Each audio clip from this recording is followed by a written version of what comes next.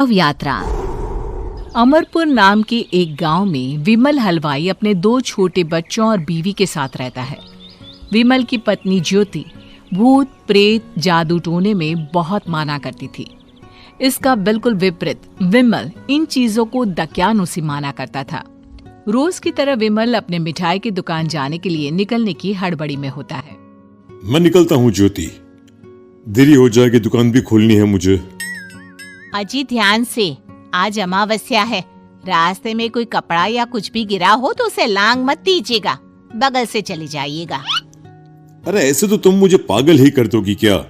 हाँ, मैं नीचे देखकर चलूं कि सामने से कोई गाड़ी घोड़ा आकर मेरे ऊपर से चला जाए? दोनों हालत में तो मेरी ही मौत है। अरे क्यों सुबह सुबह इतनी अपसुगनी बातें कह रहे हो जी? मेरे गांव में तो ऐसा आंखों के सामने होता हुआ देखा है मैंने, इसीलिए कहती हूँ, वरना मुझे क्या, पड़ोसी को तो नहीं कहना चाहती मैं। पति हैं आप मेरे, इसलिए बोल रही हूँ। विमल अपनी मिठाई की दुकान चला जाता है। दुकान पर पहले से ही ग्राहकों की लंबी लाइन लगी हुई थी।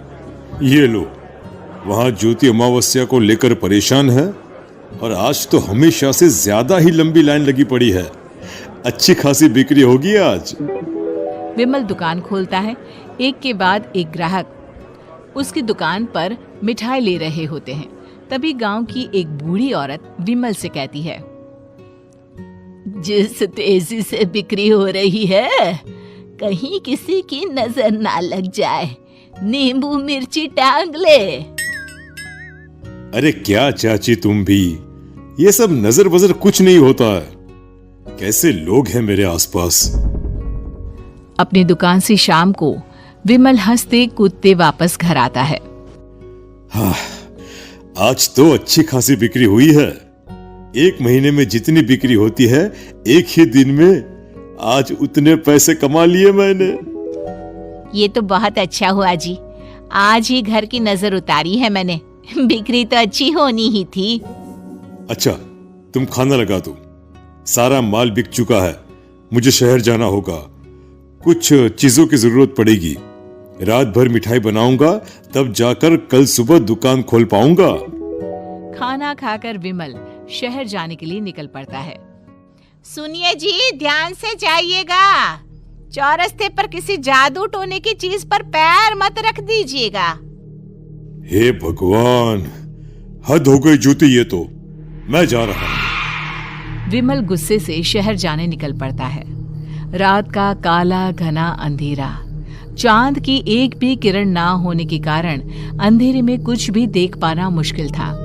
जंगल के बीच के एक अधकच्चे रास्ते से विमल जा रहा होता है।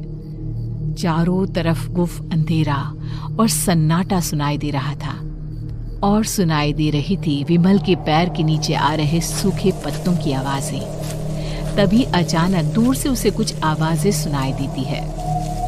अरे, ये इतनी रात को जंगल के रास्ते कौन जा रहा है? शायद कोई टोली होगी। राम नाम सत्य है, राम नाम सत्य है, राम नाम सत्य है, राम नाम सत्य है। धीरे धीरे आवाज कुछ कुछ सुनाई पड़ती है। आवाज धीरे धीरे और नजदीक आती सी लगती है। विमल देखता है कि उसके सामने से सजी धजी सफेद कपड़े में लिपटी एक अर्थी निकल रही है, जिसके साथ 5 लोग ही थे। 4 आदमियों ने उसे कंधा दिया हुआ था। एक मटका लिए आगे आगे बढ़ रहा था। विमल के बिल्कुल सामने आकर अर्थी रुक जाती है। उसमें से एक आदमी विमल से कहता है, अरे भाई, जरा अर्थी को कंधा लगाना, मैं बहुत थक गया हूँ, बड़ी मेहरबानी होगी। हाँ भाई, कंधा तो मैं लगा दूं, पर रात को 12 बजे ये शव यात्रा, इस समय कौन अर्थी ले जाता है? तभी विमल को ऐसा लगता है कि शव में से आवाज आई, ये आवाज। मजबूरी है भाई, आप कंधा दीजिए, मैं रास्ते में सब बताता हूँ आपको।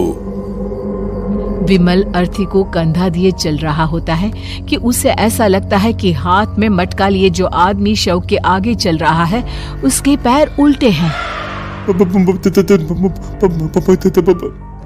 क्या हुआ भाई, हकला क्यों रहे हो? वो आपके साथी के पैर उल्टे। विमल अपनी बात पूरी भी नहीं कर पाता कि वो देखता है कि उस आदमी के पैर तो सीधे ही हैं। अरे नहीं, कुछ नहीं, मुझे शायद वहम हुआ होगा। धीरे धीरे सब आगे बढ़ रहे होते हैं। तब विमल को अचानक लगता है मटके में से एक हाथ बाहर आ रहा है। विमल घबरा जाता है। इसके पहले वो कुछ बोल पाता, कल्लू कहता है, मेरा नाम कल्लू है। हम 6 दोस्त थे, जिसमें से एक को तो तुम सोया हुआ देख रहे हो। इतनी पक्की दोस्ती थी कि जैसे हम सब सगे भाई हैं। पर किस्मत का कोई क्या कर सकता है। आज से 4 साल पहले एक नदी में हम सब नहाने गए थे, जिसमें डूबकर राजेश की मौत हो गई। किसी मजबूरी के कारण हमें उसकी अर्थी को रात को ही शमशान घाट ले जाना पड़ा। हम 5 उसे ले जा रहे थे। 4 साल पहले आप 5 में मैं कुछ समझा नहीं। मंकू अपनी गर्दन पीछे घुमाकर अपनी आंखें बड़ी बड़ी कर विमल से कहता है, अरे भाई, पूरी कहानी खत्म होने दो, फिर बीच में बोल लेना, ठीक है? तभी रास्ते में एक हादसे में अपने दोस्त के साथ हम सभी मर गए। वो सामने देखो, हमारा दोस्त। विमल सामने देखता है। उसे दिखता है कि एक ऐसा आदमी जिसका शरीर कई जन्मों से पानी के अंदर रहने के कारण सफेद पड़ गया है। उसकी आंखें बाहर की ओर निकली हुई थी। फिर ये अर्थी किसकी है? अर्थी के साथ के लोग अर्थी को नीचे रखते हुए एक साथ विमल की ओर देखते हुए कहते हैं, तुम खुद ही देख लो। विमल शव पर से सफेद कपड़ा हटाता है। शव की जगह खुद को ही देखकर विमल के होश उड़ जाते हैं। वो शव विमल की ही थी। पलक झपकते ही विमल उस अर्थी की जगह पर होता है। 6 के 6 दोस्त उसी तरह अर्थी को उठाकर चलने लग जाते हैं। राम नाम सत्य है। राम नाम सत्य है। राम